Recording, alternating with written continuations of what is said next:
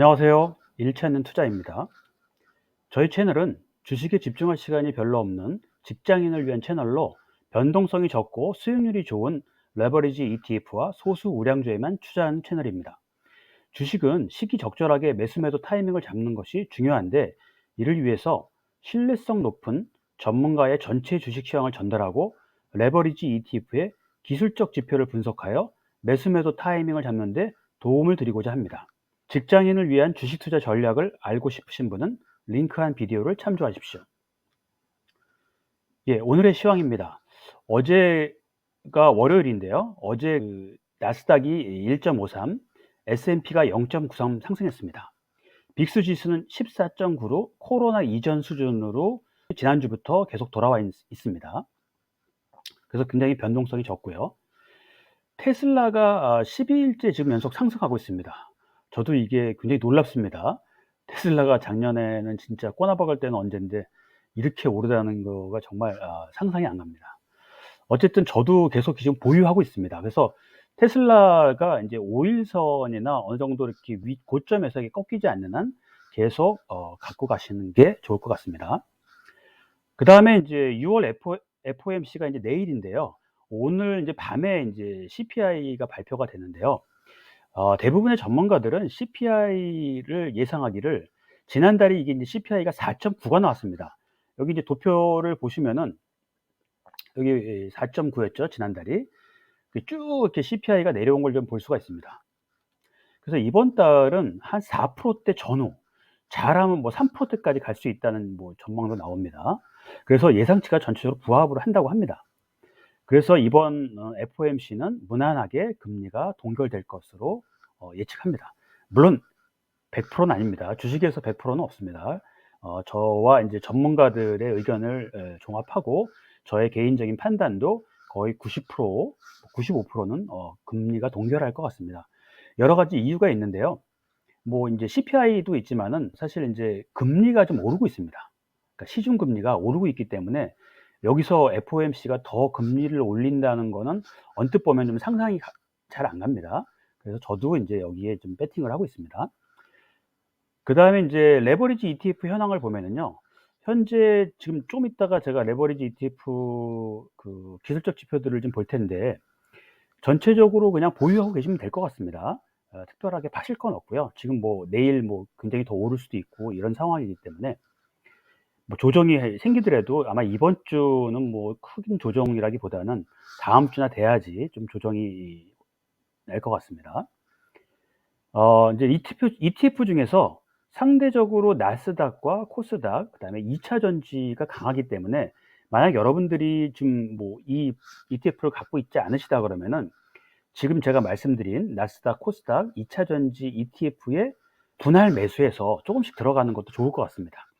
왜냐하면 지금 뭐 잠깐 조정이 오더라도 나스닥이나 뭐 코스닥은 계속 올라갈 거가 저는 좀 장기적으로 올 말까지는요 예상되기 때문에 설사 조정이 오더라도 문제는 없다고 생각을 합니다.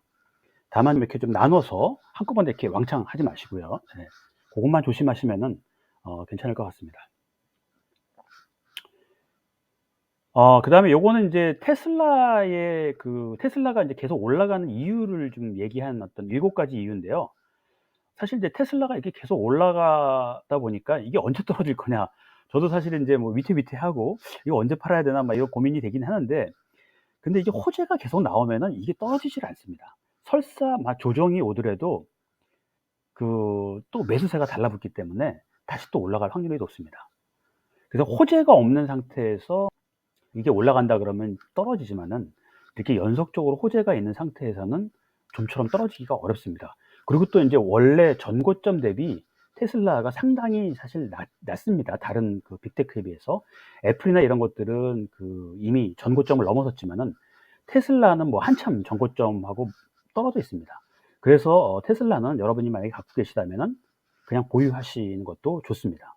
만약에 안 갖고 계시다 그러면은 그냥 쪼금씩 뭐 1 주, 2 주라도 이렇게 사 놓으시면은 저는 인제 그것도 여러분들한테 수익이 되지 않을까 싶습니다.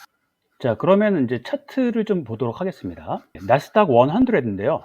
나스닥 100가 사실은 인제 상당히 고점에 놓여 있는 상태입니다. 그래서 이제 조정이 임박했다고 이제 볼 수 있는데요. 특히 이제 RSI가 70을 넘어섰죠. 근데 또 이제 강세장이 돼 버리면은 이게 또 한동안 또 위에서 놀 수도 있습니다. 그래서 이거를 굳이 지금 팔 필요는 없습니다. 그리고 또 MACD나 뭐 트릭스나 뭐 여러 가지 그 매도 신호가 아직 나오진 않았습니다. 그래서 나스닥 100 레버리지 갖고 계신 분들은 그냥 보유하고 계시면 됩니다. S&P 500 보겠습니다. S&P 500도 지금 상대적으로 나스닥보다는 덜 올랐기 때문에 떨어질 확률이 좀 적습니다. 그래서 저는 이제 좀 그 탄력성은 적지만은 만약에 여러분들이 안전한 걸 추구하신다 그러면 S&P 500에도 어느 정도 포션을 넣어서 하시면은 조금 괜찮을 것 같습니다. 왜냐하면 이거는 RSI가 이제 뭐 70에 들어섰기 때문에 과열 단계에 들어섰기 때문에 뭐 이제 아직까지는 좀 올라갈 여유가 좀 있습니다. 그리고 모든 지표가 지금 상방을 가리키고 있기 때문에 여기 특히 이제 이렇게 넓어지는 것들은요, MACD에서 이렇게 넓어지는 것들은 더 올라갈 여지가 있다는, 즉 오실리테이터가 이게 커지는 거기 때문에 S&P가 더 올라갈 확률이 있어 보입니다. 자, 다음에 이제 국내 한번 보겠습니다.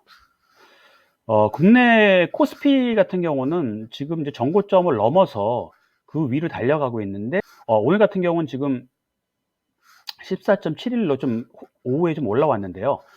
상대적으로 코스닥에 비하면 조금 이제 좀 저조한 편입니다. 그리고 또 이미 RSI가 상당히 고점에 올라와 있기 때문에 조정이 조금 나올 수도 있습니다. 근데 아직 이제 MACD가 아주 견조하게 지금 코스피가 보여주고 있기 때문에 전혀 뭐 지금 더 올라갔으면 올라갔지 떨어지지는 않을 것 같습니다. 자, 코스닥도 보겠습니다. 코스닥 같은 경우는 상대적으로 이제 전고점을 아직 안 넘어온 거기 때문에 이 상승률이 훨씬 더 좋습니다.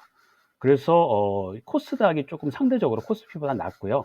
그 다음에 뭐 전체적으로 MACD나 뭐 트릭스나 다 지금 그 상승을 향하고 있고요. 그 다음에 RSI라든지 모멘텀 이런 것들의 어떤 다이버전스, 이게 지금 이렇게 위로 올라가고 있는 표시를 하고 있잖아요. 그럼 이거는 이제 올라가겠다는 의미입니다.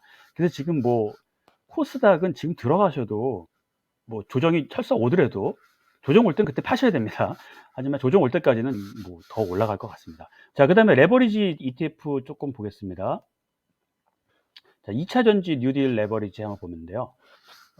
2차 전지 뉴딜 레버리지도 어제 좀 올라서 오늘 조금 이제 오전에 조정을 받을 줄 알았는데 올라가고 있네요. 이것도 아직 전고점은 도달하지 않았기 때문에 상방을 향하고 있습니다. 그래서 아까 코스닥 레버리지와 유사하게 지금 다 올라가고 있죠.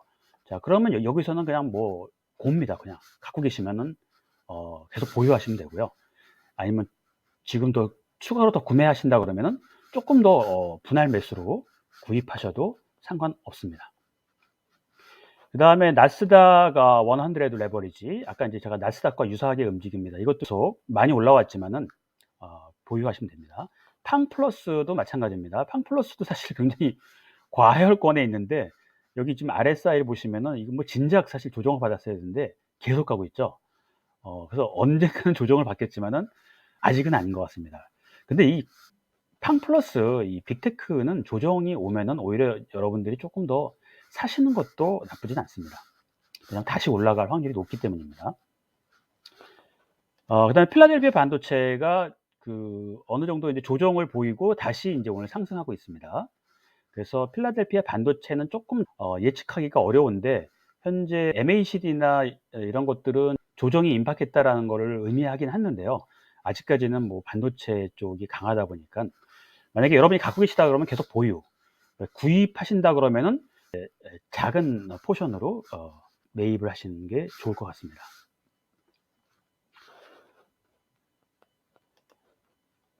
그 다음에 미국에 있는 애플하고 마이크로소프트, 테슬라를 참 보겠습니다. 이게 애플 주식인데요. 애플 같은 경우는 사실은 이 MACD가 워낙 들쭉날쭉하기 때문에 이 지표를 좀 보시면 안 됩니다. 그래서 애플 같은 경우는 여기 지금 색깔이 지금 이렇게 빨갛게 돼 있잖아요. 지금 이게 이제 모멘텀 강세를 나타내는 의미인데 이 애플 같은 경우는 이 시점부터 여기서 잠깐 조정받고 여기서부터 지금 쭉 올라온 겁니다. 그래서 애플 같은 경우는 지금 계속 보유하는 거죠. 계속 뭐 이 지금 색깔, 이 강세, 요 보라 색깔, 이 모멘텀 지표가 이렇게 파란색으로 변화되기 전까지는 그냥 갖고 계시는 겁니다. 마이크로소프트도 마찬가지입니다. 이렇게 조금씩 이렇게 색깔이 바뀌는 게 있는데, 이런 거는 뭐 전혀 신경 안 쓰셔도 되고, 이렇게 이제 마이크로소프트가 조금 내려갈 때가 있는데, 이때는 매수 기회입니다. 매수 기회. 그래서 마이크로소프트는 저는 2분기가 되면은 더 좋은 어떤 실적이 나오지 않을까. 그래서 마이크로소프트는 여러분이 조정받을 때마다 조금씩 계속 사가시면은 좋을 것 같습니다. 엔비디아는 좀 사실 현재 많이 그 과매수 상태입니다. 많이 올랐고요. 그래서 상대적으로 그 엔비디아 같은 경우는 너무 많이 올랐기 때문에 현재 시점에서 사는 거는 금방 뭐 이렇게 더 올라가거나 이러지는 않을 것 같습니다. 현재는 2분기를 다 반영한 거기 때문에 보유하고 계신 분은 계속 보유하시고, 추가 구입하시는 거는 좀 천천히 구입하셔도 상관없을 것 같습니다. 왜냐하면 조정이 또 나올 수도 있기 때문입니다. 그럼 지금까지 말씀드린 내용이 마음에 드셨다면 구독과 좋아요 부탁드립니다. 감사합니다.